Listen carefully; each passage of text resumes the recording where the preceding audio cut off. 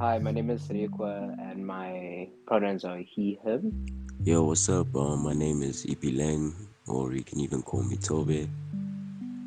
My pronouns are he, him, and And you're you're listening listening to to Soul Soul Nausea. Nausea. Uh, to be quite honest, I'm not gonna do the whole introduction thing like how I did with "This Is How You Make Me Feel." So let's just jump right into it.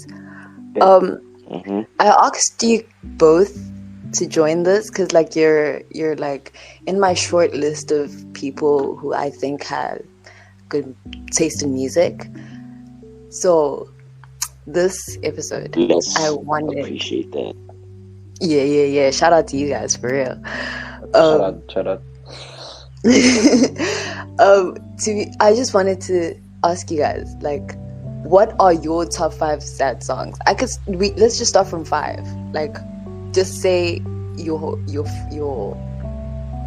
number 5s, if you guys even have number 5s. Okay, Who's my starting? number. Anyone, start, it's actually. fine. You can start. Go for it. Now you can start. You're already making your sentence. Okay, a number 5 would be The Locomotive by King Cruel. Okay, I don't know that one. Yeah, but this is what's gonna like fuck up the whole thing because I'm gonna be like, I don't know that one. I don't know that one. I don't know that one. I don't know that one. Yeah, King Cruel. Yeah, The Locomotive, King Cruel. King Cruel is actually, I don't know how to actually categorize him. His artistic expression is very unique. It's quite unorthodox. Like he will incorporate notes of jazz, hip hop, alternative, indie, into his production. Yeah. With The Locomotive, what is it about? What is it about? Is it a rap song? I feel like it's a rap song. It's not. King Cruel. A rap song. It's not a rap song. It's not rap. It's alternative. I did say I don't know, so you guys really can't like. No. It's a better question. No. King Cruel with this feels like stepping into a black hole. It feels like stepping into a black hole. Like, what? Yeah, genuinely. So he does explore topics of like mental health and whatnot. And he did have a bit of a hiatus because he actually had a child, and he's actually fairly young. I think he's about like how 20, young? Like us young or slightly older. I think he's like 20, 24, 25. Okay. 27, sorry. Actually 27. That's not young. It is fairly young. It's fairly young. Still quite young, to be fair. It's still quite young. But then again, like I think anyone older than me is like is old.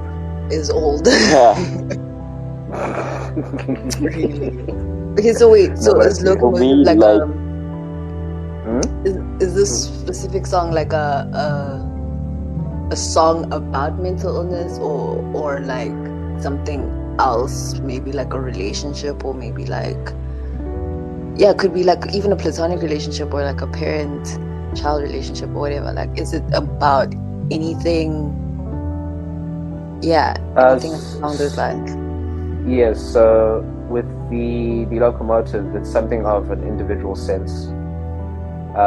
If you hear how everything begins, it's quite like psychedelic. You'll have like these poppy, spinny siren noises, and it simulates like drifting in and out of consciousness almost. Like you're on a all-time high almost, and where he talks about in the first line, I'm not in the mood, but I've got to move. At least I was hoping the barrier stayed open. Oh, that sounds so good. I'm actually gonna like, wow, I'm gonna like send me the title of that song. I'll send it. Text me the title of that song. Wow, the first line, I'm not in the mood. Like, wow. Yeah, Okay. and he makes some very, very sharp insinuations of being loneliness. Like, you'll have lines here in still in the first verse where it says here, the platform sighs my empty emotion as trackies walk on by. I'm alone in deep isolation. So it further just substantiates about how alone he is in terms of this bubble of despair that he is enveloped himself in, and he wants to stay in this space and just experience it for himself. So he doesn't. Lonely space.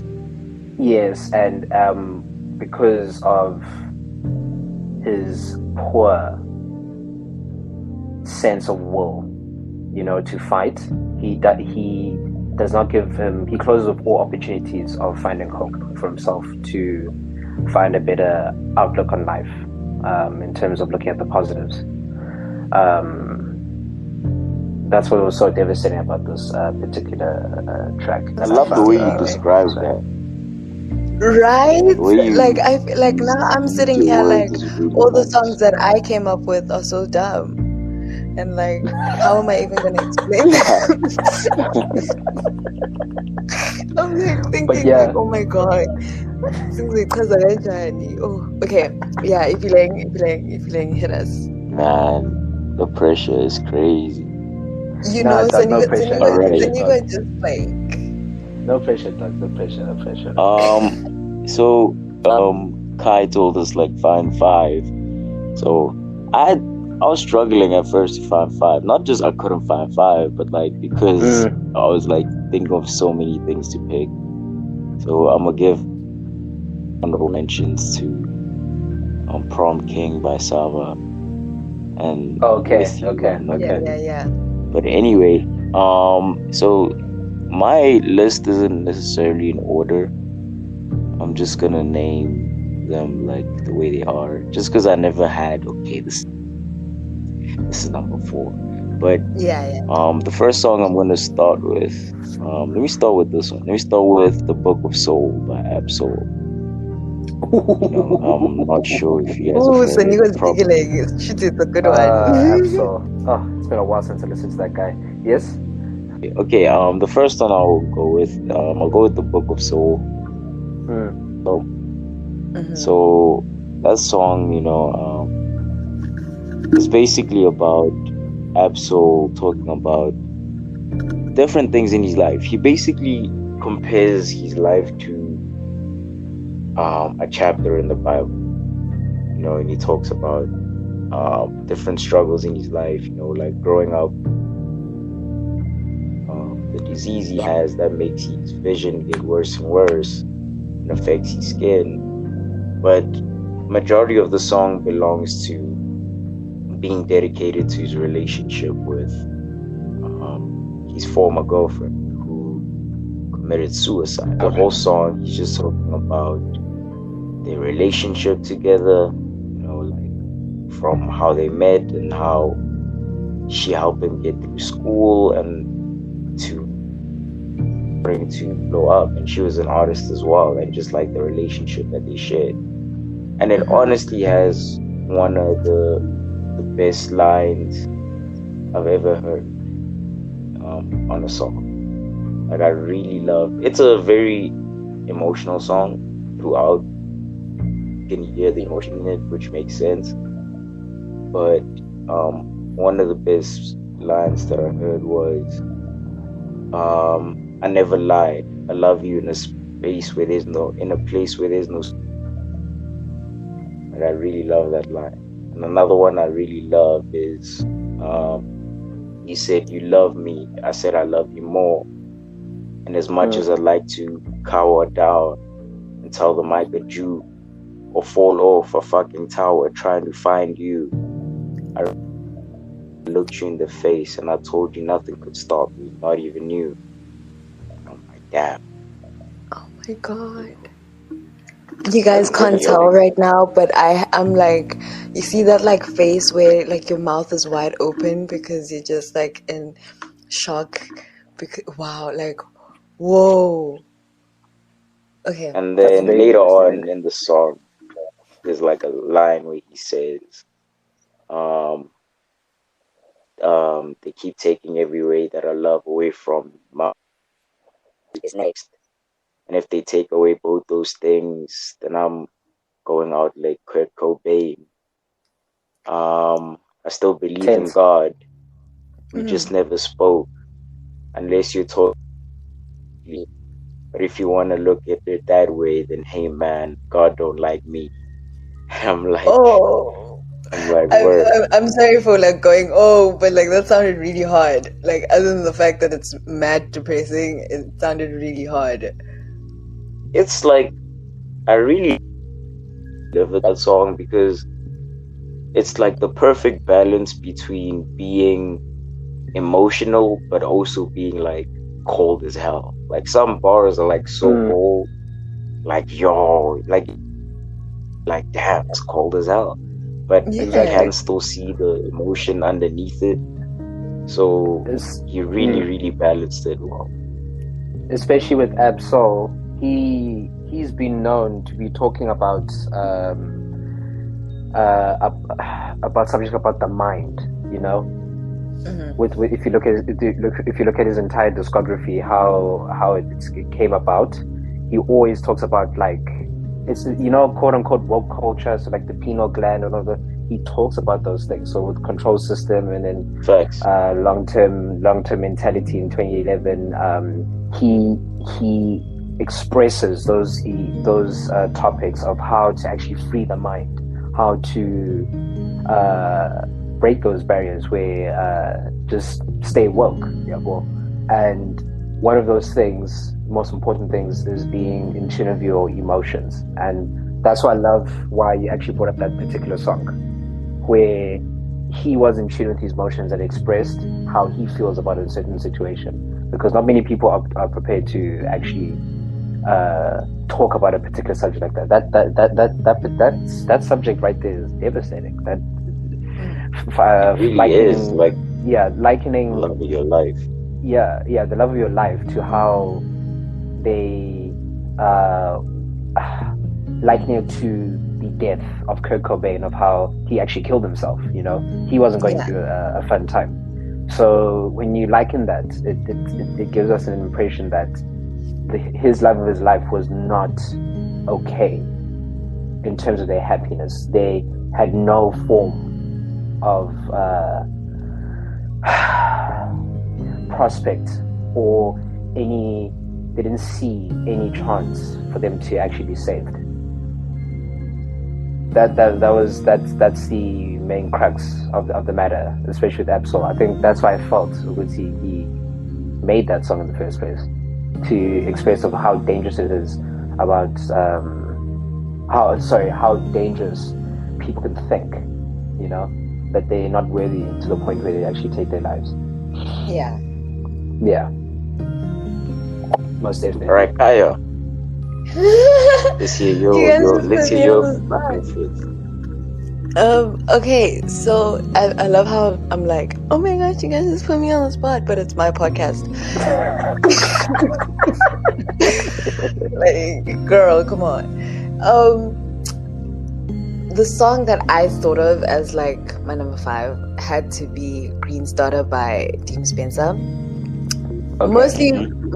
Mostly because of the beat. It's very like somber and like it puts you in that like depressing mood, you know. And also he just basically talks about like how fucked up relationships can get, especially when it comes to like us, like not really like the younger generation, but our generation, because we're kind of like fucked up and we've normalized a lot of toxic shit for no fucking reason. And that song to me, like, I remember listening to it the first time I saw it on YouTube because I'm a Deem Spencer fan. Like, shout out Deem Spencer. I'm a Deem Spencer fan. So I was like watching his music videos, and I hadn't seen that song on Spotify or Apple Music, and I was like, why he posting? He put it on YouTube. Okay, let me watch it. And and I watched it, and like deadass, I was like, oh my god. Like, there's a line. It's just that I'm really not good with lyrics. But there's a line where he's like, "Fuck, yes, sis. I wanna have my lyrics. I'm shy. Yeah. I'll fall in love with anyone who will hold me." Wow. Right? Wow. Right? Wow. Right? How lonely is this guy? How deprived? How deprived is he? Wow. Dude. And it's like, it's so, I think, I don't want to like create like a whole scenario for him where like I think he wrote the song because it sounds so. But my interpretation of like that song, and like when he released it around the time he dropped, I think it was Pretty Face. It was after he dropped Pretty Face, and Pretty Face was basically like an album where he did that. I wouldn't say an album, it's a tape where he said, he actually asked, like, when you do that whole ask me anything on Instagram, he did that on Instagram, and then I asked about it. I'm like, dude, Pretty Face is too good. What are you talking about? And he's just like, bro, I just did a lot of drugs after I found out that my girlfriend's nudes have been circulating around our area. And I was like, bro, like, yo, what's what Goa, bruh? Like, that's so Was bad. it like circulating as in she was like sending them around, or as in it got leaked? I'm not sure, but I think based on the song, I think it's really based on Bin or Really, between the two songs, he said it sounds like she sent them around. Wow. Right? We give Dude. And honestly, I didn't even really like deep Green Starter that much. It was like, yeah, this is a sad song and stuff. But my friend, like, because I'm usually the one who's like, no, I'm gonna play music. No one play music. So I played the song, and my friend was like, I get, let me Shazam that shit. And he Shazammed it, or like asked for the title. And he came back the next day and was like, bro, you put me on. This is like my sad boy anthem forever, because it like explains like how lonely and sad I am, and like how I'm trying to find love but I can't because all these hoes are out here breaking my heart, and like I fall for it because I love, He just loves, yeah, true. Yeah, and then when he explained it to me in that context, in his context, I was like, okay, I see where the song is going. I love where the song is going. It's a bit too heartbreaking, because like I feel like he wasn't like his pen game wasn't that crazy, but like it was, you can hear the emotion. The words are just so like, they have so much weight to them. It's like he was going crazy, and he's not even rapping, he's just singing, and Deem Spencer doesn't even know how to sing, so it's like, how you make the song sound so good? Like, he's just guys, I could go on and on for hours. Emotion.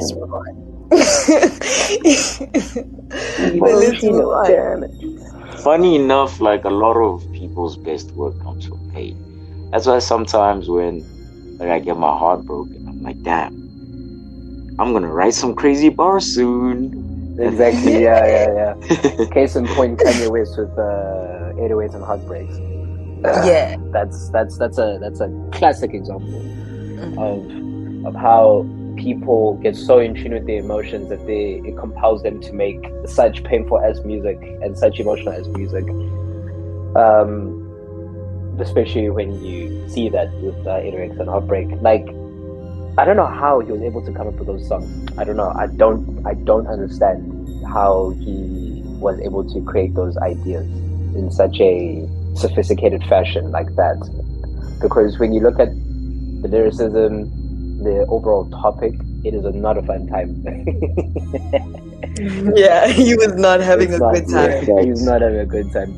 He was having serious relationship issues with his ex-fiancée. Like those, and his mother. Those were what he considered his two most important women in his life at the time.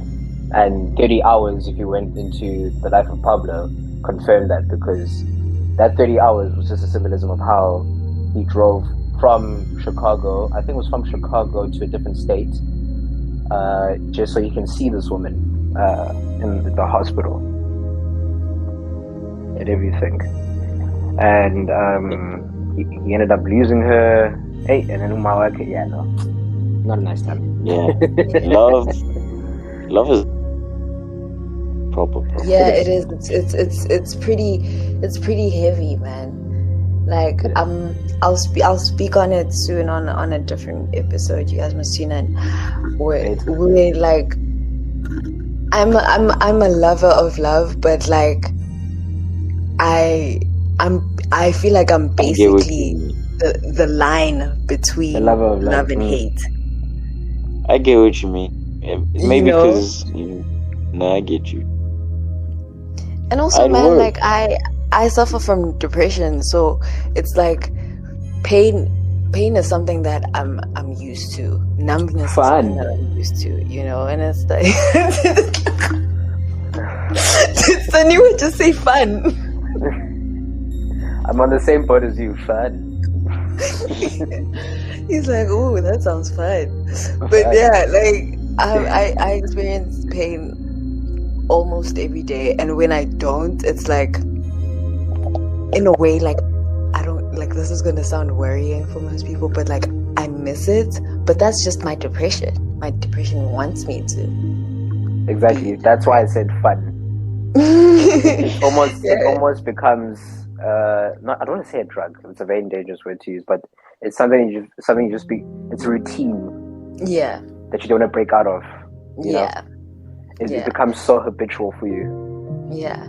And shout out to artists, man, that kind of make songs that help us, people who suffer from mental illness, like kind of go through shit and feel heard and stuff, like while you were talking about 808s and heartbreaks, I was thinking about that Ye tape. I think it's called something about bipolar. I forgot the title. It is called Ye, but the cover says bipolar is really awesome. Sometimes it sucks.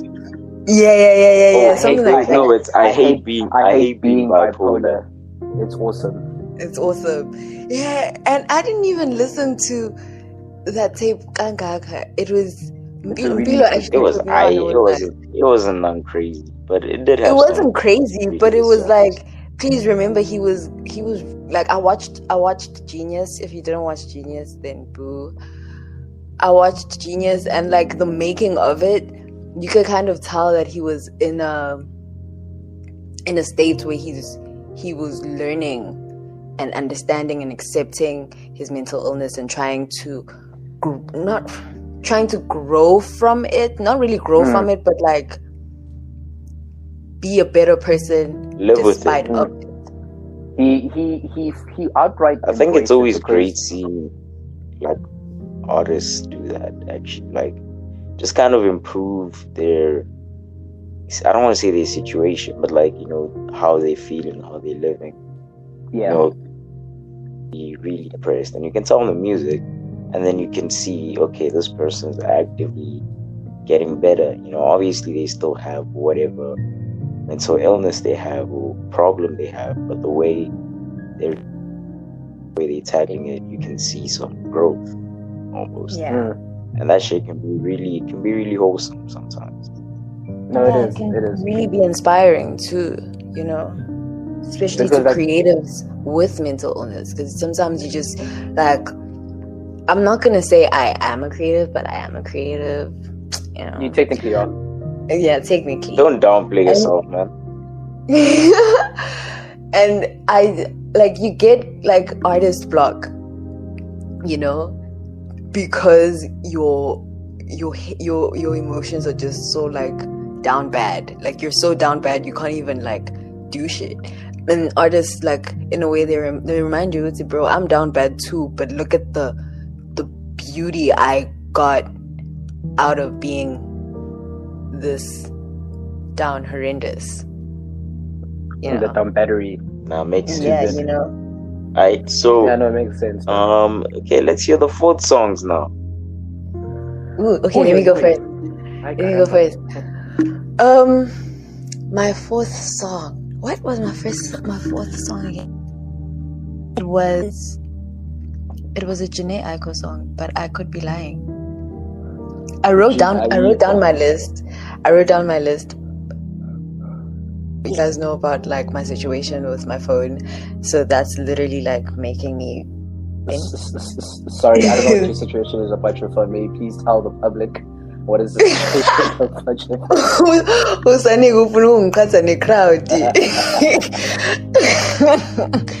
Oh yes, it was. Kaya, may you please express to the public what's the situation with your cellular device? My cellular device is. Yeah, your cellular device. Yeah. Is broken. It's broken. Oh. It is broken. It is broken. Yeah, it's fucked up.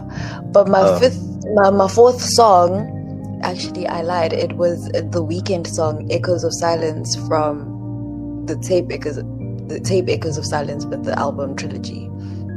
Mm-hmm. It's a really short song, and in the song,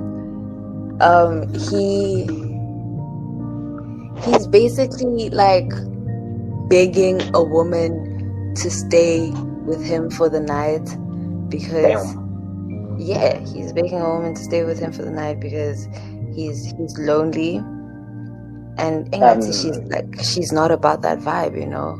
Yeah, and like you guys know how the Weeknd's voice when he does like ballads, it's so like it goes ham. You want to live in his voice. You're just like, bro, like I feel everything it makes you feel are broken feeling like right now.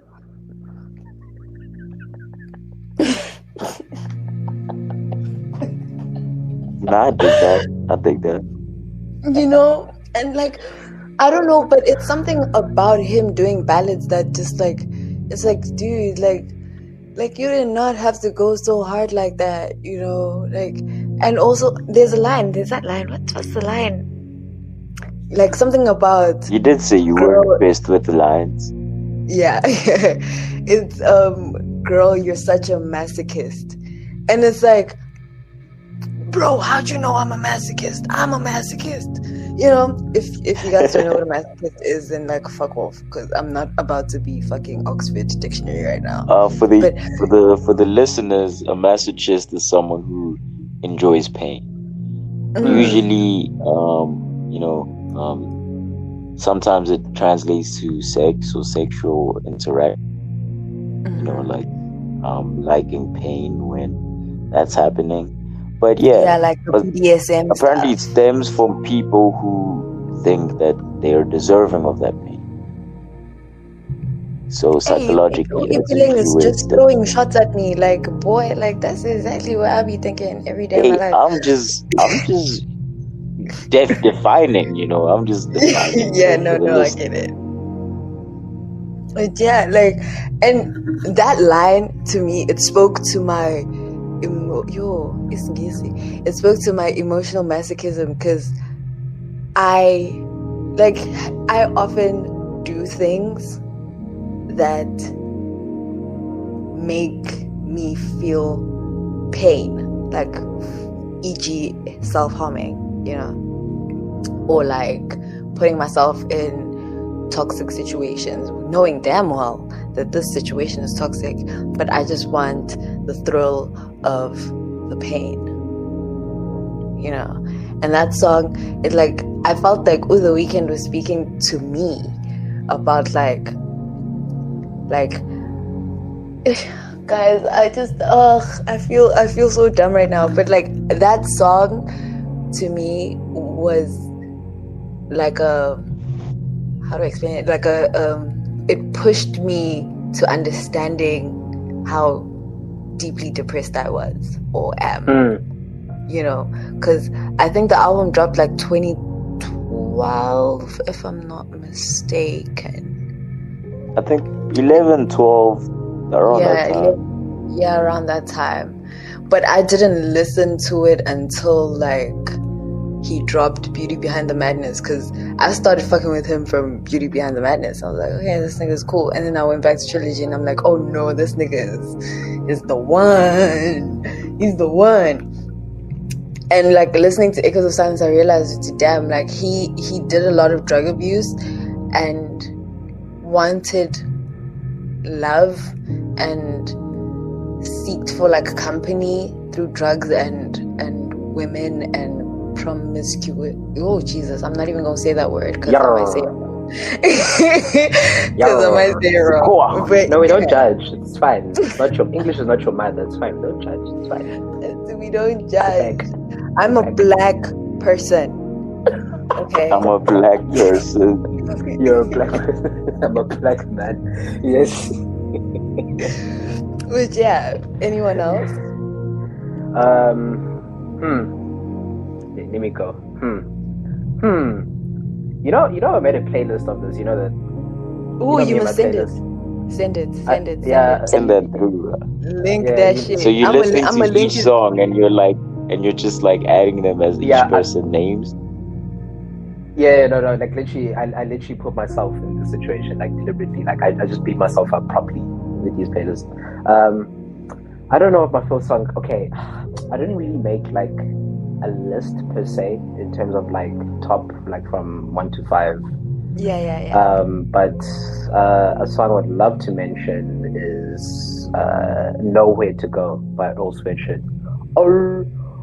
Hey, I love Earl. I have an Earl song in my list. Ooh, listen to my boys. They're talking about Earl. Oh my God, guys! If you did not touch some rap songs, I don't know what you're doing with those earphones, those musty, crusty ass wax-filled earphones you have there. That's my favorite Scare the Hose album. Dude, if you want no honeys in the room, just play the song. Just play the song "Nowhere to Go" by Earl Sweatshirt. I know which line you're gonna refer to, and I can't wait till you refer to it. What do you think I was gonna say? I spent most of my life depressed.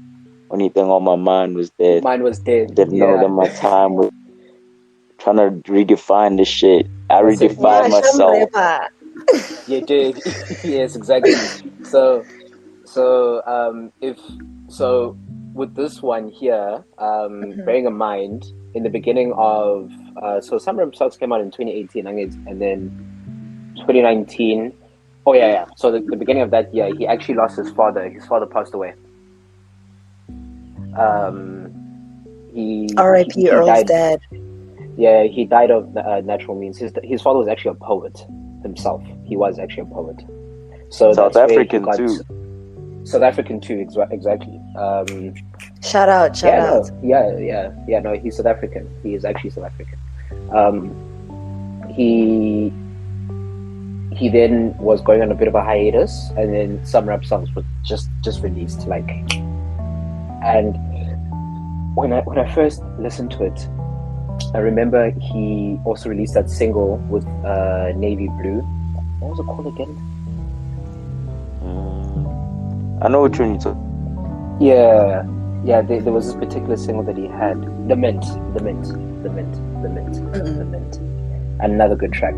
So when I touched on Nowhere to Go, I was so in love with it. The production. For me, even Oscar, I just like weird music. I love experimental music. I love it when artists literally experiment and push themselves for no reason. Like, they just do it unprovoked. I love it. And Yeah. Earl Sweatshirt, if you look at his entire timeline from like back then, so like he would have been with Odd Future, okay, cool, Shove, that's done. Then you release Doris, okay, cool. Then I don't like shit. That was that album there that happened.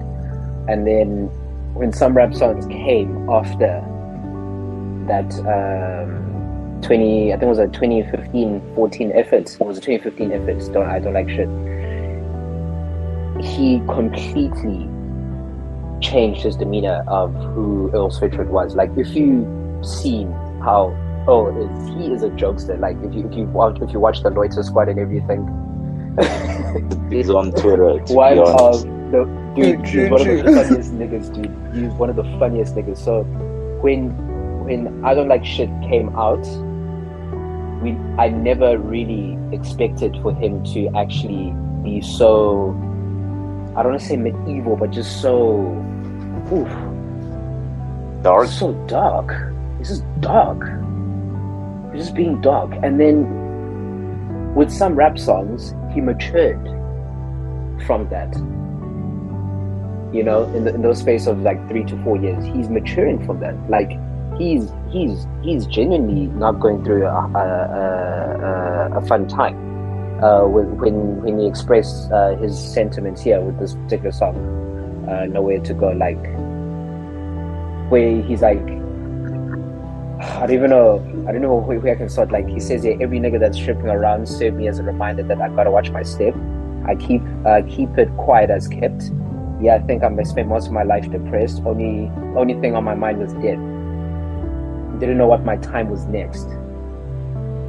And then now, the way he then realizes that now he's actually going to grow from his pain is where he actually admittedly saying, I'm trying to refine this shit. I'm trying to redefine myself. First, I had to find it. He literally straight out said, this pain, I'm going to translate it into something bigger than just purely depression. This, that. I want to translate this into an artistic art form. So he must have had this thought before even writing it and actually saying it in the actual track, Nowhere to Go. And then this is the product of him redefining himself. Was some rap songs and this particular track, Nowhere to Go. Like, and when you listen to the production, dude, it just goes straight to the point. It is so cutting edge. The sampling is so good. The sampling, he's such a fantastic producer. I would kill to have him as a producer. Very clean, very, very well delivered. You can feel the emotion. You can feel that he's in genuine pain from what he's going through, especially with his father's death. He must have really, really, really had a close relationship with his father, because there was actually an interview that he did with his mother, who was at a university, because his mom I think she's a scholar, his mother. And then they did have an in-depth, she's a professor, yes. They did have an in-depth, conversation about their relationship, When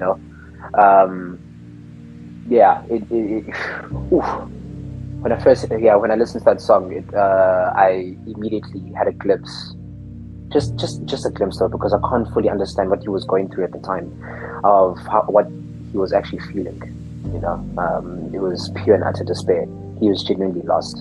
That's why I understood why he said Nowhere to Go, and I liked how he titled it, where nowhere with the number 2 to go. It's something so unorthodox, which signifies just him being so unkept. You can't even make a proper sentence.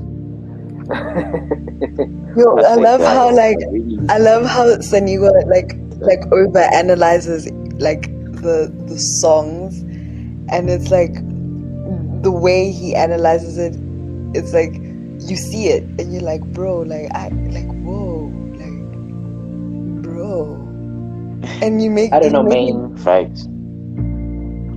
I don't know, main. It's just how it is, main. That's what music does to me, main. I don't know, main. Yeah, it's but, the love, man. Love. It's it's the love of music, dog. Honestly, actually, it's the love of music. It's rap. It's rhythm and poetry. It's poetry. It's art. It's a form of artistic expression. Yeah. There's different approaches and different opinions and different interpretations of the same thing. That's what makes the human condition so beautiful. There's just so many different statements of art, and this is one of them. It's one of them. It's one of them. You know, since you went with Earl, I think I'll just name the Earl song that's also on my list. You know, and because I also had an Earl song on my list. There was no way I couldn't. And just because this song, like, it's one of the songs I've actually cried to, like the song I'm about to name. I've actually cried to it when I was going through, like, you know, a dark time, and it carried. So the name of the song, it's weird because it's like, it's not one song. It's like 10 minutes long, but it's not necessarily just one song. It's like a collection of 4 songs, but it's like one. Wait, total can song. I just like point out something? Have you guys noticed that like odd feature artists love putting like 1 million songs into like one song? I thought I was like the only person that like thinks that. I was just like, because most people, like, I'll be like, yeah, I like the song, and then like, what are you talking about? Be like part 3 that I like. Like, yeah, it's like which part though? Which but part? I love it all in totality, to be honest. Wow. So, the name of this song, it's called Solace. You know, it's called Solace. Okay. It's split into 4 different parts. You know, the first part it sounds very whimsical. You know, the production is like very all over the place. You know, like you can hear a door close. Dong, dong, dong. It's like there's a lot going on in the production in the first part of the song, and then Earl's like, I'm late for everything. You know, that's how it's always been. I spend days anemic. I haven't been eating. I've been wasting away. You know, find me in the gutter, send the ashes to my mother. And it's like the first part of the song is just, and he's like, my mental was caged. I ain't been to prison, but the feeling's the same. And I really, because when I was depressed, you know, or feeling depressed, that's exactly what it felt like to me when he's like, my mental was caged. I ain't been to prison, but the feeling's the same. And I really love that first part because of how everything's just messy, you know, all going on. He's rapping about, like, you know, send the ashes to my mother, my mental is caged, you know, like just everything he's going through. And it kind of makes sense why the production choice was to make everything, because it's like mentally he's in a pretty messed up position. And then it switches to the second part, and the second part is like these piano chords, and those piano chords, like the entire song to me just feels like depression. Like it feels like how it sounds like how depression feels like to me. Yes. You know. So the second part of the song is just like the piano playing, and then he's not really rapping as much, you know. And then like the double-edged sword thing, the thing that like I find interesting about that, it's just like, you know how you're like, the name of the song is Solace, and Solace is like a place of refuge. But in the song, he says, I've been alone for the longest. You know, the contradictions, so is like just very interesting. The contradictions, exactly. There's a lot of contradictions here. He carries on. Yeah, there's no support. He's by himself. Exactly. It's depressing. The thing is that, you know how you say there's no support? He even goes like, in the last part of the song, because the song after he's done, he's like, my brain split in 2, and you know, it's like a 4-part song. It's like a bit of rapping and a bit of instrumental and a bit of rapping, and then there's like a really positive part that comes towards the end. But before, the crazy thing is there's a part that comes and he's like, I got my grandmother's hands, I start to cry when I see them because they remind me of seeing her. These are the times that I need her most because I feel defeated, you know. And then it trans to the last part of the song where it's just this really positive sounding instrumental, and it's just kind of crazy because like for like 3/3 of this quarter song, you know, like this, it's just very depressing, very sad, but then he kind of ends it off on like a little bit of a more positive note instrumentally. And I guess it all goes back to what you were saying about nowhere to go, where you're like, okay, I'm in pain, and kind of acknowledges their pain, but they're trying to find that silver lining within the pain to kind of give them something to hold on to and move forward.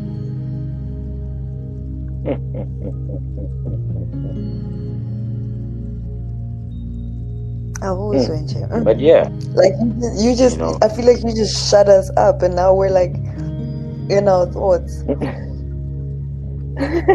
But yeah, like that's my early eating session, you know, like Yes, sir. we spoke about Earl. We Eating can crazy. close the Earl chapter, you know, like I'm glad someone else mentioned him.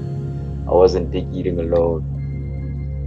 Yeah. But No, yeah, no. like it's truly necessary. one of my Necessary. favorite artists. And I think you Yes, guys like absolutely. that song definitely. If this list had rankings, I know there's rankings, but for me, I haven't really ranked mine in order. But if it had rankings, it'd probably be number one, you know. But just listen to that. Like, I'll send you guys the link. It's not on all platforms, unfortunately, but it is on SoundCloud or YouTube, like Solace. But anyway, Yeah. move on to your third song. Unless there's something you want to add regarding this one. No, I'm good. Sanikwa?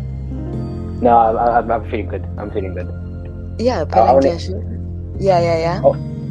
Oh, you're asking for me for my third. Yeah. Rocks. Okay. Okay. This one is by one of my most inspiring jazz artists. This is something different now. It's Charles Mingus. He was one of the most revered composers in the jazz art form of the century, and he released an album called The Black Saint and the Sinner Lady. I highly recommend this album. This album, out of how many years I've been listening to music, 6+ years properly, like how I've been listening to it and everything, I think this has been the greatest record I've ever listened to across all genres. What did you say the name is? I'm searching this right now. Charles Mingus, The Black Saint and the Sinner Lady. It's I love jazz too, so yeah. It's free jazz, however, so it's a very unconventional form of jazz. It's freestanding in terms of how each piece is composed. So you'll find a lot of just disorientation throughout the entire record. He did that deliberately. So much so, there was so much emotion in the actual record. Charles Mingus's psychologist actually wrote an entire analytical review of the album. You can find it on Genius, the actual letter. He goes very, very in depth of his understanding of the record and his interpretation, because the psychologist did say, as much as I'm not actually a composer myself, but this is what these are my findings. It was a fun exercise. This record was actually yeah, it saved my life basically in terms of the third track. No, sorry, not the third track. The second track, track B, duet solo dances. Okay, I can obviously, I can't. There's obviously no lyricism, but when you delve into it, you're first introduced with high notes from the horns, the drummer there, Danny Richmond. He's also one of my favorite drummers. It's very, very sophisticated. It's very, it's soothing how it's the record is introduced. It's so soothing. It first starts off as a classic jazz record that you would listen to from like Miles Davis, Sonny Rollins, and then on the second part where it transitions into now something dark and sinister, where he deliberately, when Charles Mingus composed this track, he first puts you in such a settling mood. You feel so comfortable. You are almost in a place of solace, you know, and he then the entire demeanor gets changed completely. The saxophones. So if you listen with both ears, there are saxophones being placed in different places, and they would attack you randomly. So they come at random intervals, and it's almost like in a shouting manner. So it made me feel so scared and so isolated and just so afraid, you know. And it just gets worse and worse. And then there is the double bass and the big horn, where it just makes everything even more catastrophically like devastating. And there's an entire crescendo that gets built up, and then the drums just crash. And when the drums crash, you hear this one alto saxophone player playing it. He plays it in a way where it actually makes it speaks. It speaks and it says the letter I. You can actually hear it saying I. It goes repeatedly I. This gave me an indication that Charles Mingus is having identity issues. He's going through a crisis where he doesn't know, he's yearning to be heard. I. Like he's not recognized. He doesn't feel at peace with himself. And you hear the player just going I. It's coming from the actual instrument. It's you never hear that type of thing happening where you hear an instrument speak like that. It just continuously goes I, and then it cascades away, and it goes back to the soothing atmosphere that it was first introduced, and it's more energetic. So it's almost as if now he's apologetic, because his intention was that he was supposed to make a song where it's supposed to be nice, smooth sailing, and then he goes into a state of depression, and that's where we get that sense that he is going through mental health issues. And then once that finishes, that particular scene, it goes back to his original intention. Because if you look at the entire record, it's almost of a scene. It's like a play almost. How it's set out. I highly recommend it. It will. When you listen to it, you need 45 minutes of undisturbed attention. When you do listen to this record, it will put you in an emotional state that you'll never ever forget that you even initiated for yourself. That record for me was one of the most inspiring things I've ever experienced, and not a single word was said. That's what was so inspiring about it, honestly. This sounds like something I would love on shrooms. You know, like I'm thinking about it, I'm like, this would be so yummy on mushrooms. You're actually giving me an idea, actually. It's the beauty about jazz, you know, or even instrumentation. Sometimes, you know, you don't even need to say anything, and you can feel what Correct. someone is trying to tell you. Correct. But yeah, I thoroughly agree. can't wait to listen to it. By the way, Yeah, no, please, yeah. It's something that's very, very hard to palate. To be honest, I wouldn't blame you if you're not a particular fan of it. I only really conceptualized it after the fourth listen, because I was still trying to understand the importance of jazz, especially how important it was for Black people back then in the 60s, And after that, now going back, doing that research, appreciating that, and then going back for the fifth time now, listening to this album, I had a better understanding for it.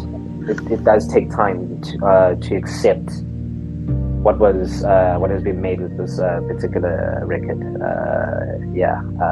It's quite a roller coaster ride of emotions, honestly.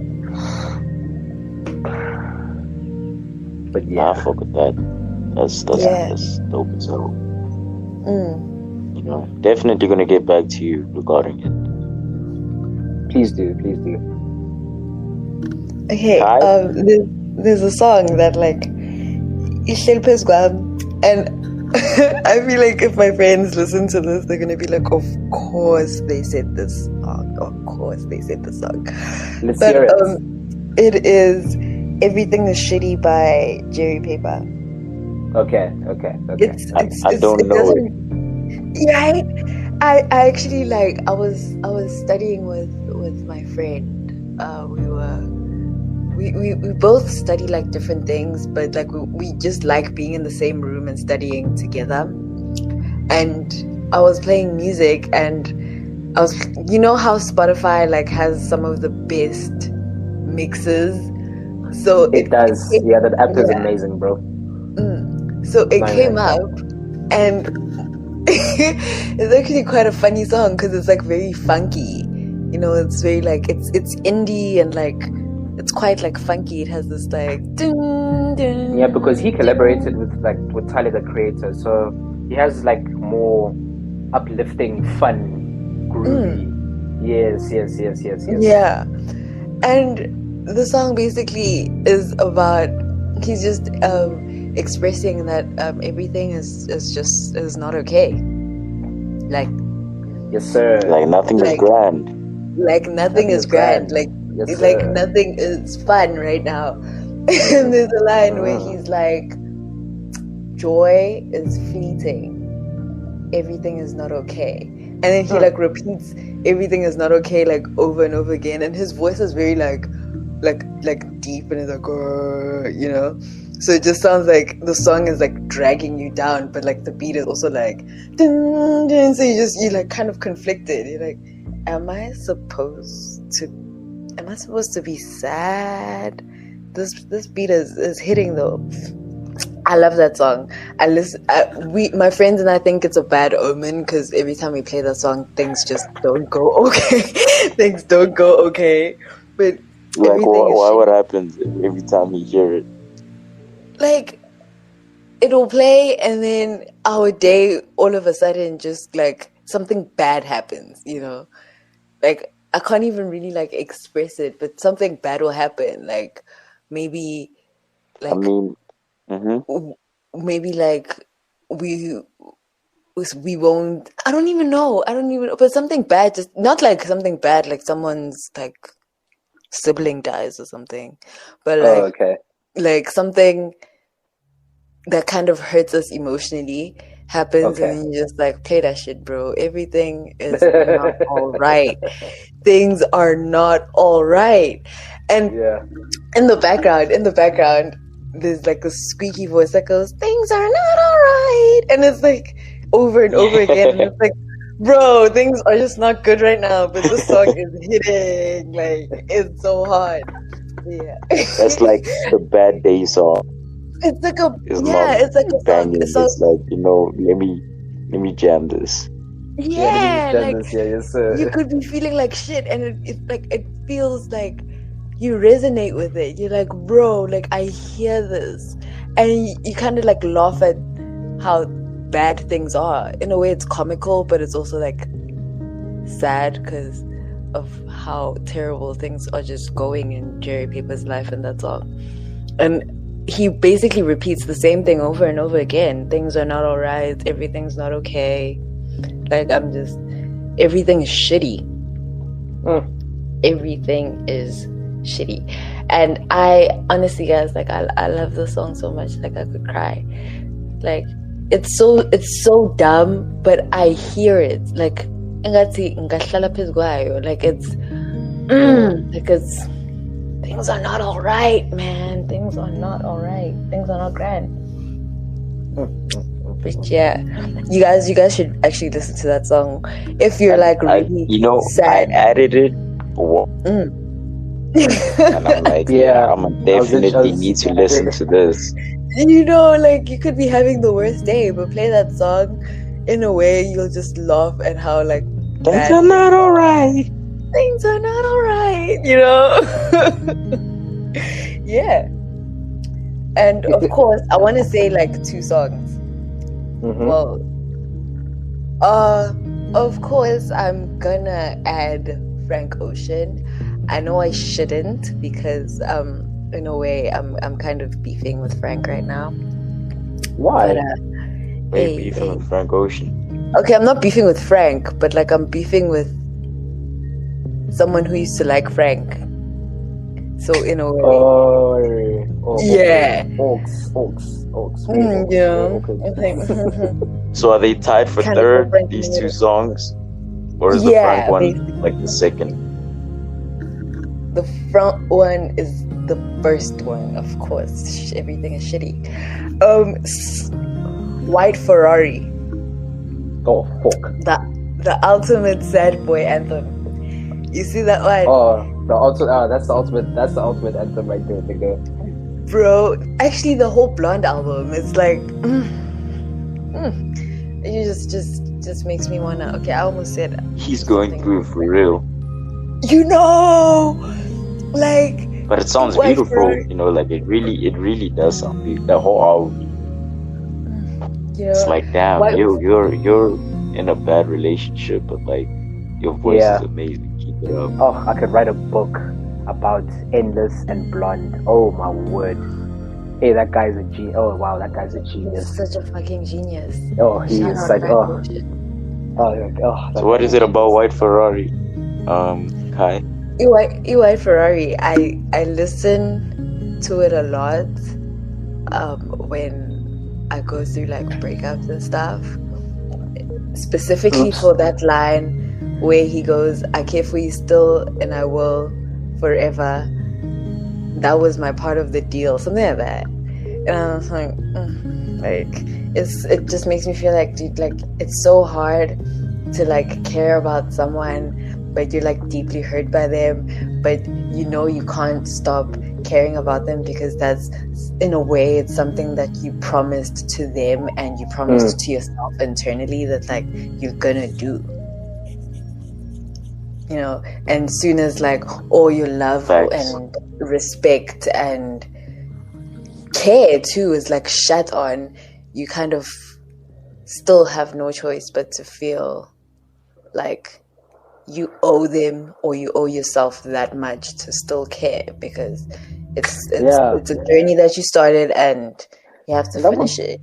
And that's what pisses me off with Frank Ocean. He makes you feel these emotions, dog, and like it's proper emotions. Like he describes them so well.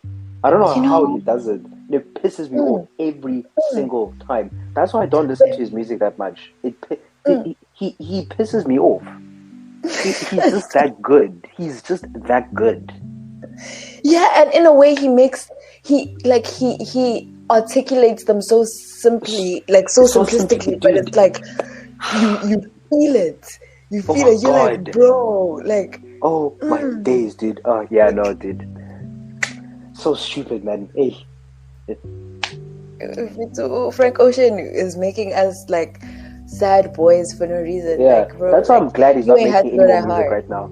I'm glad he's doing this whole thing where he's giving us blue balls and only releasing those 2 singles right now. Like, I'm glad. I'm so glad. What do you guys think of those singles? He's one of the people I can actually live with like not dropping music, just because his music is so good that it can Yeah, hold you he must down just keep it. for a long time. Even without him dropping, it's like you can still be fine. Yeah. Obviously, Dog, I he need must that keep new music though. But like, Yeah, nigga. Yeah, true. But you see where he is right now. He must just keep it here. He mustn't fuck up. He just mustn't fuck up and do something stupid. You know, he's in a good spot. I like what he's doing. Yeah. Nothing. Oh my god. right? Usani was a hater because it's so good. So he was like, I hate it because it's so good. Like, stop it, I like it.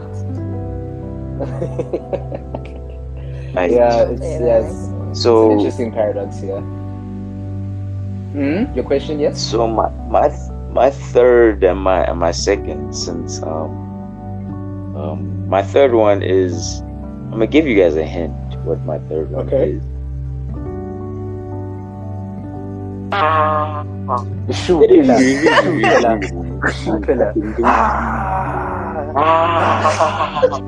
Loving you is complicated. Loving you is complicated. I love how like it's such a meme. Like it's actually such a song. Like people have turned that. Guys, you have no idea how sad this song is, and niggas have made it into a Twitter meme. Like into a meme. Like that's how unserious society is. Doug. I'd be using it too. No cap. Like, no cap. Safe. It's so tense, the situation. It's so tense. Me, like it is. I'm there. Like, how dare they turn this song into a meme as I send this video to like someone as a meme. Yeah, Doug. Sometimes you don't even have to like send the meme. You can just like type out Kendrick Lamar scream, and people already know what you're talking about.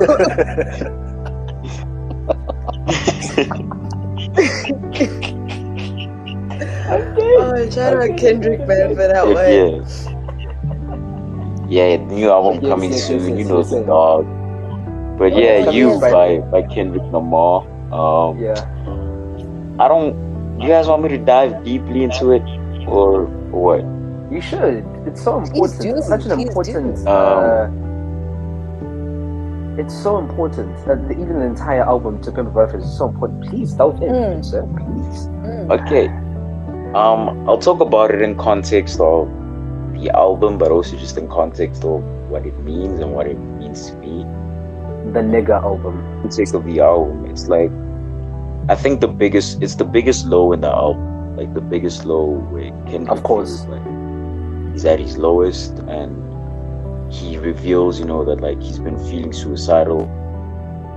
It feels like he's not necessarily doing enough for everyone around him, not doing enough for himself. And the thing I really love about it is like loving you is complicated. Like talking to himself, basically being like, like loving you is so. And like the first verse, it's like it's filled with like hate for himself. He's rapping in a really fast pace.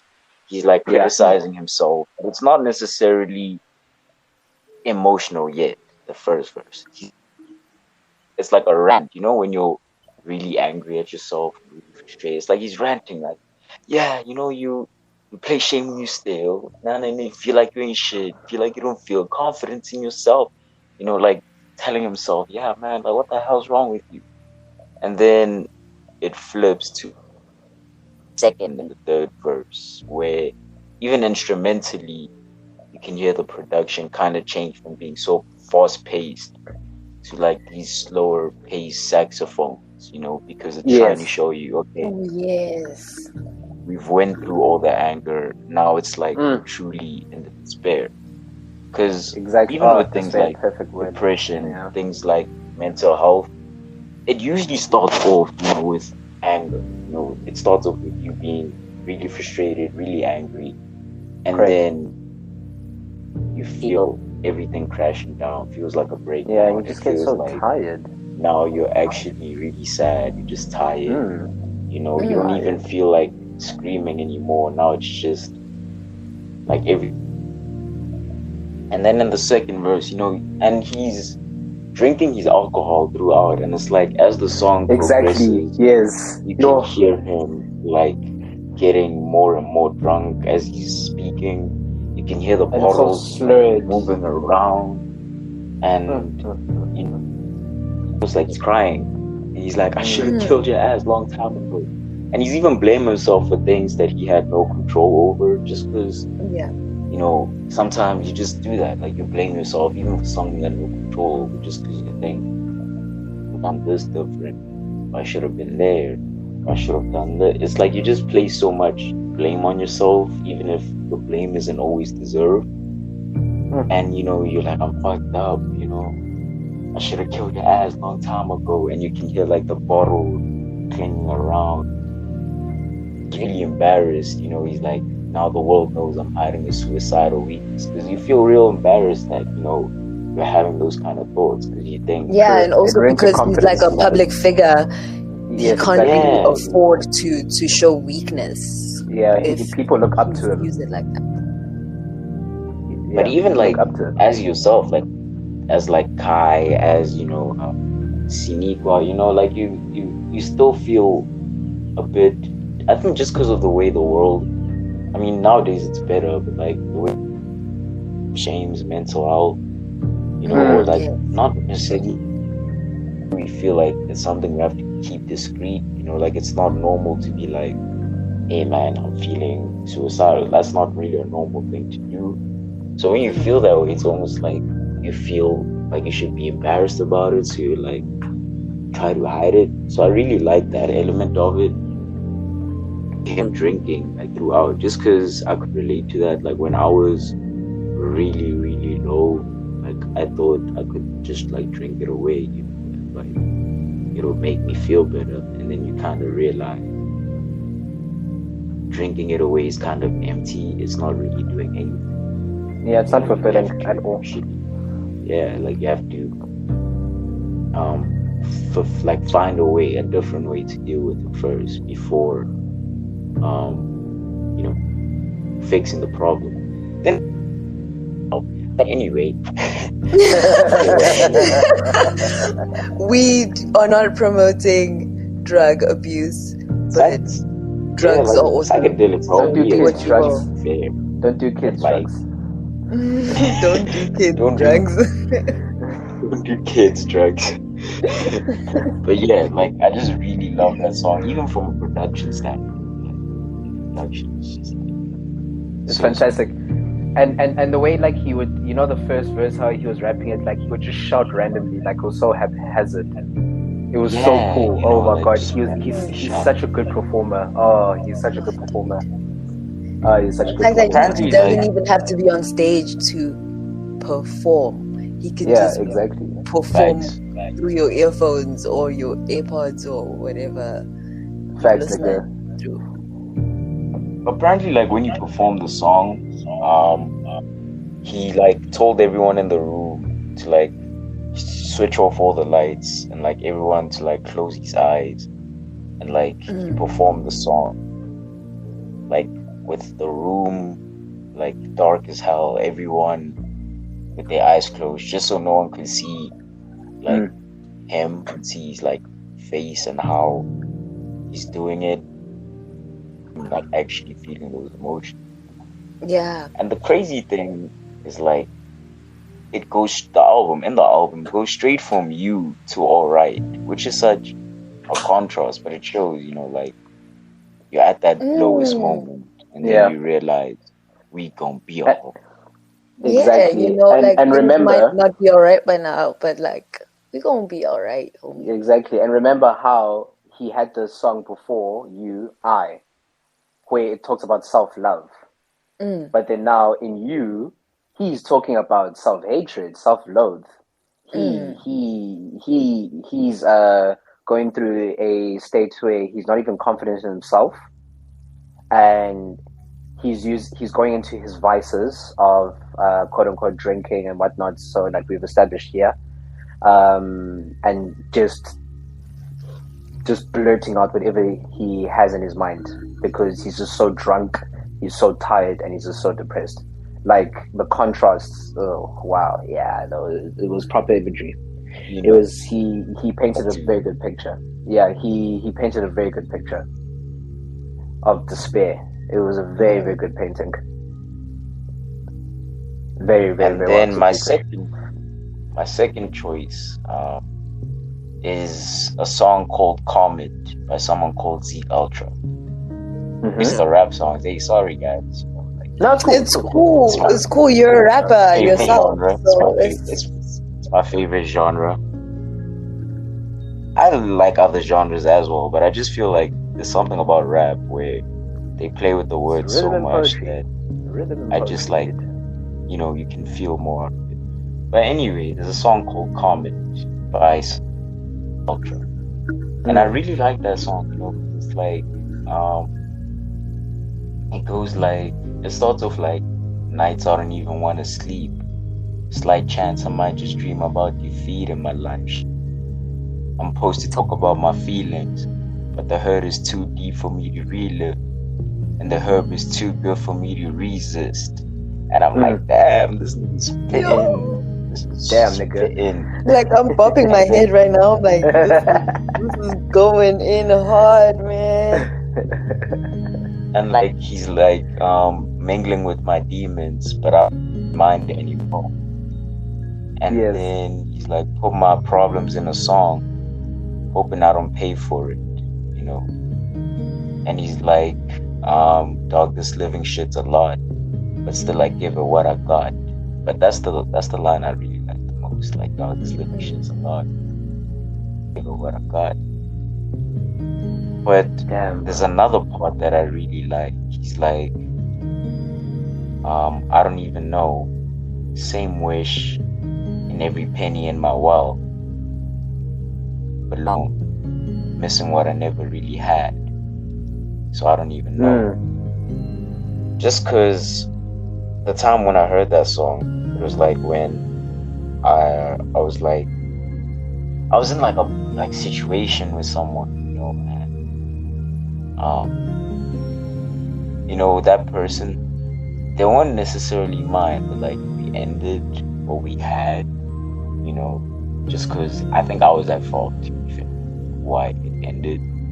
And I was like, really?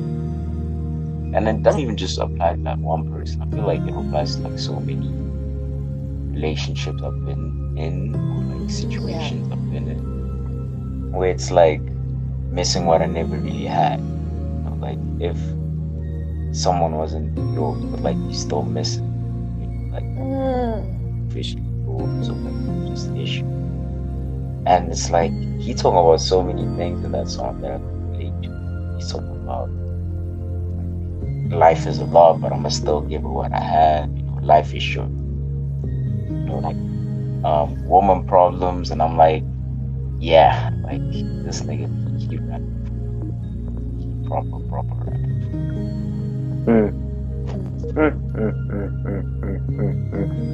Very well put. Very well link put. that shit. Link that shit, nigga. Link that shit, nigga.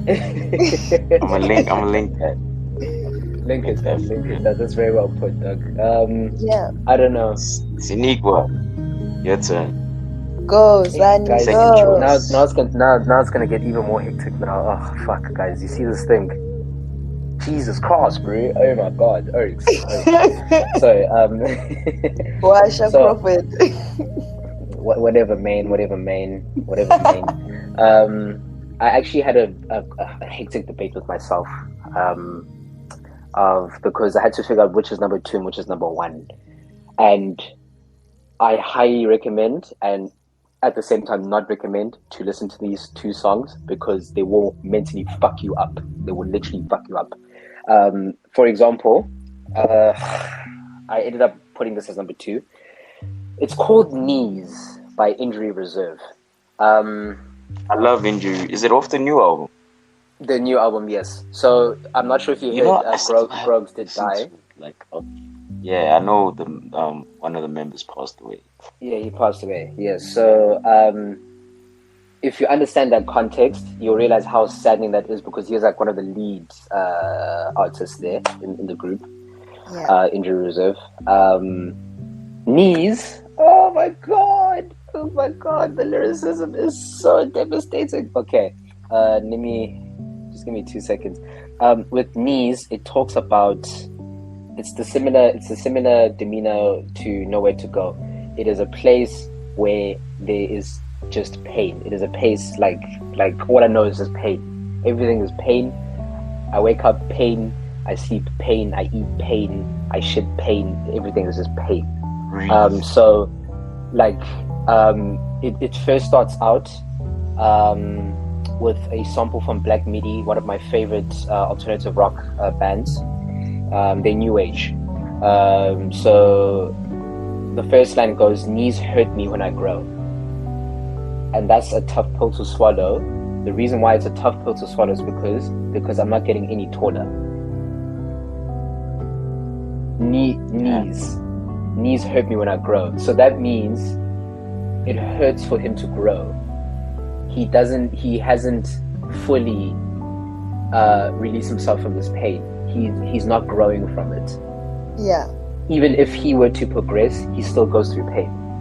So much so, when he grows up, he gets deeper and deeper into despair. So there's no point in even for him to try and find a way to do better for himself. So it's like, and then it continues with the same verse. It goes, "Please, is there any way I could grow? Please, my knees hurt when I grow." And that's a tough pill to swallow. There's something about the word "please" that's like when you're begging to be okay. There's something about that Exactly. word that just like it accentuates like the pain. Exactly, the pain. So when someone goes please, they imploring you to either carry on or stop. So this person here is going, "Please, can you tell me, right? Is there any way I could grow?" He's asking for a genuine answer because he can't find it for himself. To grow past the pain and suffering that he's going through, because it's hurting. He can't grow, and it's such a tough pill to swallow for him. That's why he's asking for help from someone else. That's why he's going, "Please, can you please tell me how I can grow?" And it just gets worse and worse and worse and worse. Like the lyricism is very, very jarring. It doesn't have a set rhyme scheme. It's free. It's free from any sort of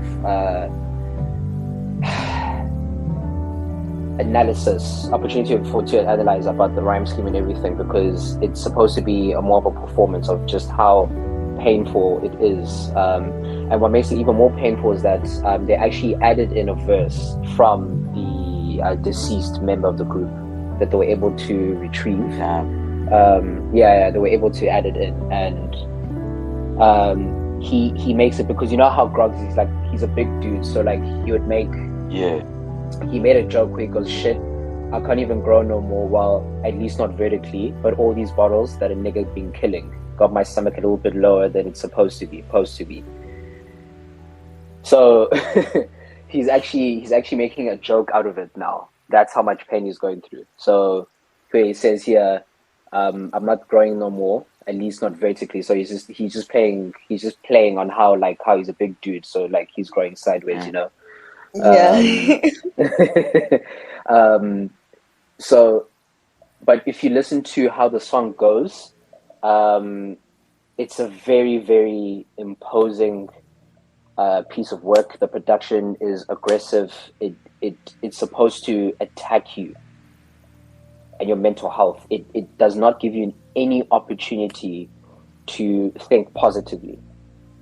I can guarantee you, after listening to the song, how it sounds, how it gets portrayed, it does not leave anything. No opportunity. Like, it's a very dangerous song to listen to, especially when you understand the context of the entire album and how it was set out. Like, it's a very, very dark album, because a bit of it, and there's dark problem. Yeah. No, it wasn't a fun album to go through. I still rate it very highly. It's like a 9 out of 10, but it was not a fun album to like go back constantly. Like I usually have my normal rotations and listens that I go back to frequently. This is one of them that I really go to. I only listen to it if I just really want to, I don't know, tickle my brain a little bit. Just give me Or some sort of admire it. yeah. I think that's a better word. Thank you. That's just admire life. How important it is to hold on to life. Because you can lose someone that you love, and you can't grow with them anymore. Because they're gone.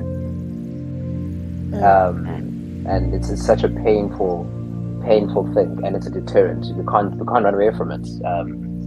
It's inevitability with the human condition. So that's my number 2. It was a very, very difficult one, but my number 1 song when we get to it is actually quite painful. I believe. But Kai, what's your number 2? My number 2 is. They named it number 2, didn't they? Sorry? Huh? No, I did. I think 2. What's your number 2? My number 2 is kind of tied with Everything Is Shitty and Cranes in the Sky by Solange. Mm-hmm. Cranes in the Sky, right? Fuck! I didn't think of that. I didn't think of that. Kai, you're actually right. When am I not? The Tom Misch cover of that, the Tom Misch cover of that is also really good. But yeah. I didn't think of it. Cranes in the Sky. Apparently, she was going through the end of her relationship with her baby daddy and stuff. That song, it to me, she was just trying to hold on to every last bit of materialistic happiness that there is, without realizing that it's within. All you have to do is just heal ngaphakathi, and then you'll be better. That doesn't sound like fun. Right? It never sounds like fun. You try, like, people always think like, bro, hambo dawa, or like, go be drunk, go buy yourself a new pair of shoes and you'll feel better. And it's like, you got the new pair of shoes, but you also got the sadness. So it's like, exactly, that's still there, over and above you buying those shoes. And how she can I say something? Yeah, sure. Like, this is not anything serious related to the song, but guys, Solange could fix me, I swear. Like, Solange, if somehow you're listening to this,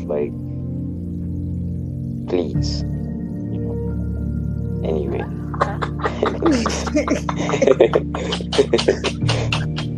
I respect that. Hopefully Solange listens to this. I hope she listens to this. Hopefully. I hope she Fingers crossed. Fingers crossed. Dog. Give me a chance. Hopefully she listens to it. But please give me a chance. I'm on my knees. Bruh, just a crumb. Just a crumb. But yes, Kai, you were saying? Yeah, I really don't have much to say about Cranes in the Sky, because I feel like it's pretty self-explanatory. Yeah, I don't really have to It was a bit of an anthem when it was first released. Yeah, it was a very, very. It was there. I tried to Danny away. Yes. Oh God. And her voice. Her voice.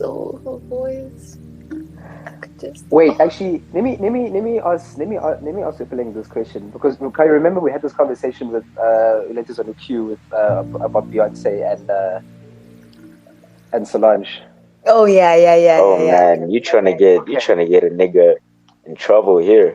Yes. Okay, who do you think is better, Beyonce or Solange? Enough. This was a whole debate that was happening on Twitter. It still is. Not even long ago. Let me check what I said that day, because I know it was recently too. Yeah. Just give me a sec. Spoiler alert. For me, it's Solange. Spoiler alert. Hey, don't say that in public. You're gonna get your ass kicked. I don't I mind. mean, It's fine. no shade to Beyonce. No shade, Beyonce is a super talented woman. I mean, have you heard the runs on that woman? How she performs on stage and still maintains her vocals. She's goated. She's really good. Okay. But God. Oh, really good. It's just that Solange speaks to, it just speaks to the soul. Exactly, God. This is what I. Yeah. Okay. Yes, I'm listening. So I said, I think it's more about preference because they both make good music in their own right. Beyonce's better at making hits and has more longevity, but so trying out new concepts and experimenting sonically, even though Beyonce does as well. But I think Solange, she experiments way more than Beyonce. Because Beyonce, she experiments, right? But she still does play it safe to a degree. Yeah. Yes, thank you. Solange does try taking it further, and also does making a lot more introspective music, which Beyonce is capable of, especially something like Lemonade shows. But Beyonce personally is just better at hits. I'll give her that. She has hits for days. You could play Beyonce for a good 2 hours at a party and people will be vibing. But for me, I'm someone who just really enjoys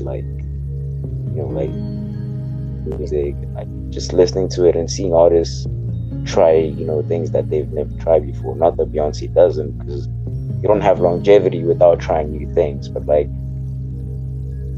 experimenting.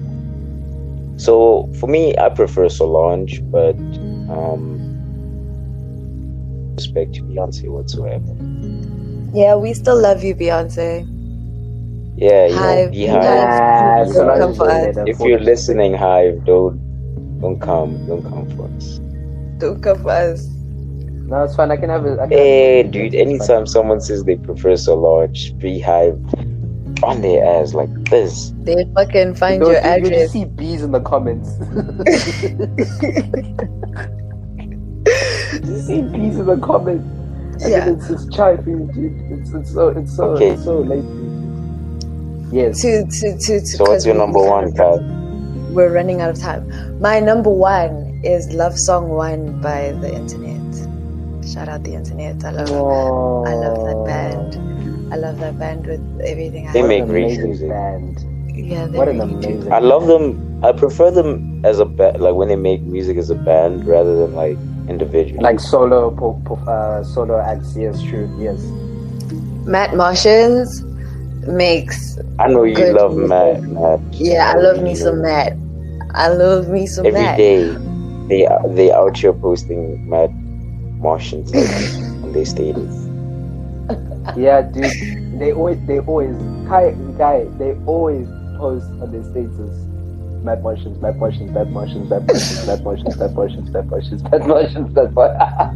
haven't seen it in a while, actually. Maybe they beefing with Matt. No, I'm not beefing with Matt. Matt and I are still great. I was actually listening to Matt before I hopped on here.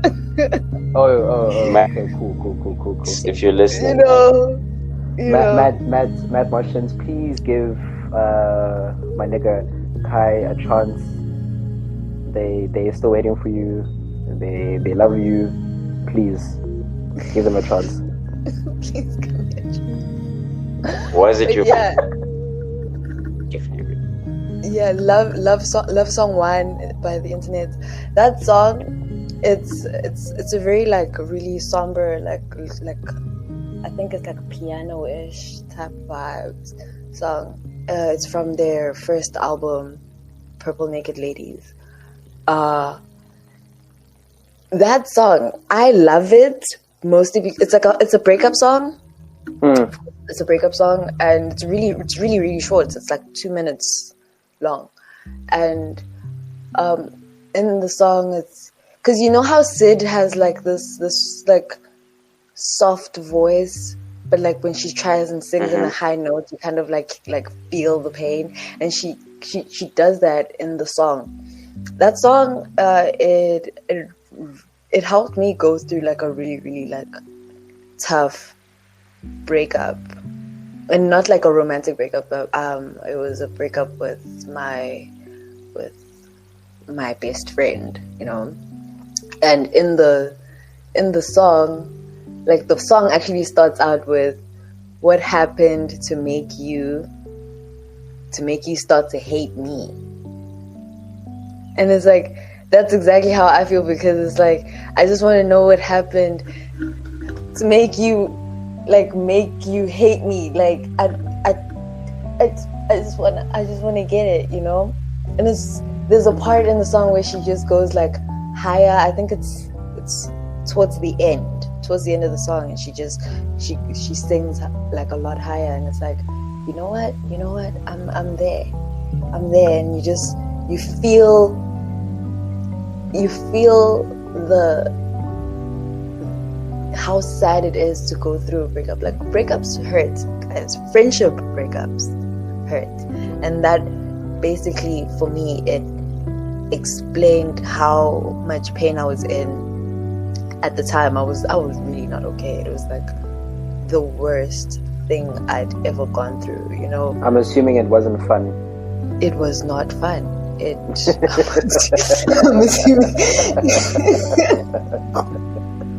It was. Sorry, It No, was everything, not- everything I should. like to find humor in the most tense situations. I'm sorry. Yeah, no, it wasn't fun. Yeah, love song one. Love Oh song my one. gosh. The internet. It's really I think it's an interlude. I could be lying, but I really don't know my music like that. But love song one, the internet. I don't think it was an interlude.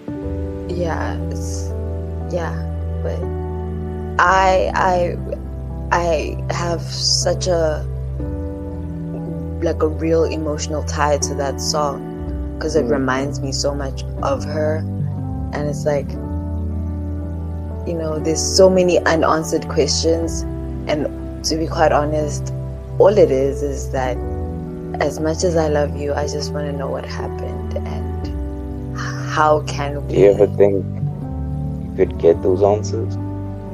Nah, I tried to, but that I'm gonna save that for my episode with Sonega. Episode. Yeah. could I'm gonna speak on it further on my episode with Tune in Sonega. next Yeah. time. Tune in next time. Tune in guys. next time on Soul Nausea. Tune in next time. Okay. Ish. Oh my god. Okay. Number one. This song is by I think an underground guy. Yeah, underground, but also very well respected in the community, in the alternative community. Mount Erie.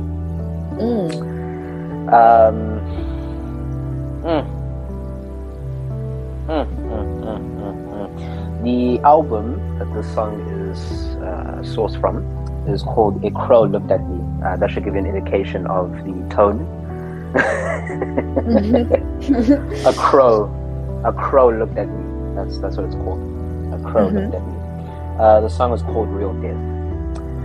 The reason why Mount Erie made this album, I think this was released in 2017, is because he lost his wife to cancer. Yo. And he made an entire album dedicated to the moments after the passing of his wife. By the end of the album, I was sick to my stomach. I felt so. I felt like not doing anything. I did not feel any way of the slightest encouraged. You felt a bit of soul nausea there, didn't you? Yeah. I just blinked. Yeah. The song is the definition of soul nausea. It is. Because if you, so I'm just searching for the lyrics right now. He starts off with "Death is real."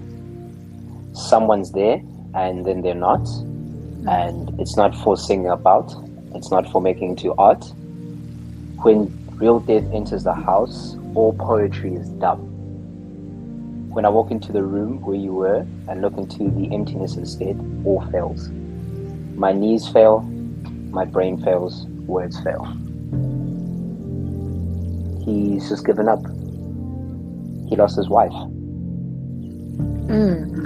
And the way it ends off is some of the most like deflating shit ever. He goes, "It's dumb, and I don't want to learn anything from this. I love you." He can't accept that he lost his wife. He doesn't accept it. Yeah. It's a he believes death is a dumb idea. The entire idea that his wife is gone due to cancer is dumb, and he doesn't want to learn anything from it. Okay. Yeah. And that's just the first song. Like, I don't want to is learn the first anything song. from that. He doesn't learn anything from this. He doesn't want to learn anything from the situation. He's through and through. He's done. He wants his wife back. He loves her. Is my number one. Yeah. Please. What's I'd love to yours? hear. I mean, it's not. I did say that like my list isn't in order, so like the numbering doesn't matter. Yeah. But the number one is a song called "Still With Us" by Tyson Savatelli. Shout out Tyson. That's the homie. Shout out. So the song "Still With Us," it's basically about, like death and like losing people in your life. And the crazy thing, like this song, maybe a year ago, like he dropped this a while back, and it wasn't really on rotation for me like a year ago. But I lost a friend of mine in December, like late December, literally day before New Year's. So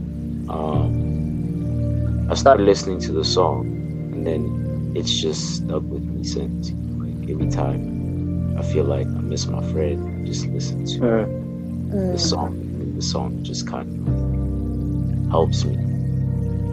Just because the song Tyson talks about, the people he's lost, and it's not even like he's talking about in a really somber way. He's just talking about memories that they shared and how he misses them. It starts off, I think it goes like, "This is for my late homie Jay. I never told you, I miss those days when we were messing around with your sister and playing jokes on you, and then this is for my late homie Kaya. I never you, but I showed you in every single reminder." And then he goes like, "But now all of you, you're all up in the clouds. I'm just watching you from the clouds." I just really love, the song because it's like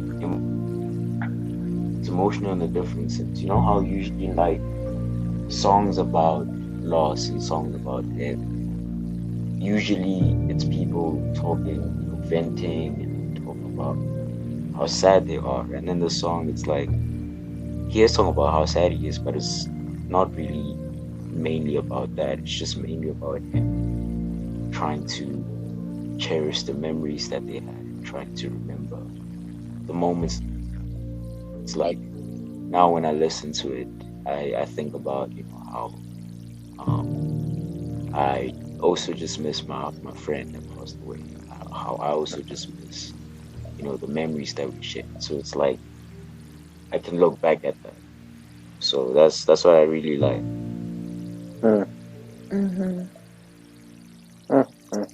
But yeah. I'm actually like lost for words because I can't be like, I can't not say anything because I have a mic in front of me and this is my podcast. But thank you guys so much for sharing such beautiful songs with me. Thank you so much. Thank you so much for having us. I actually really enjoyed the conversation. Yeah, I really, really did. It was a very important conversation, actually. Yeah. You guys are really, really awesome. You guys are obviously going to be frequent guests in this pod. You guys are fun.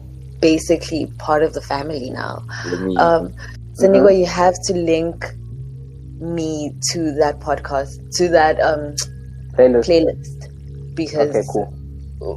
Our homies need to listen to it. You guys have been awesome.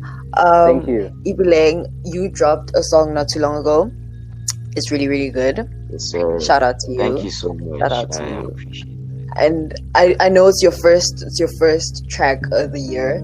Hopefully you'll drop more and don't like go ghost on us. I'm gonna link it below on my socials and stuff. You guys have been nothing but awesome. I really do love you guys. Thank you. Thank you. Love you too, nigga. Much love. We love you too, nigga.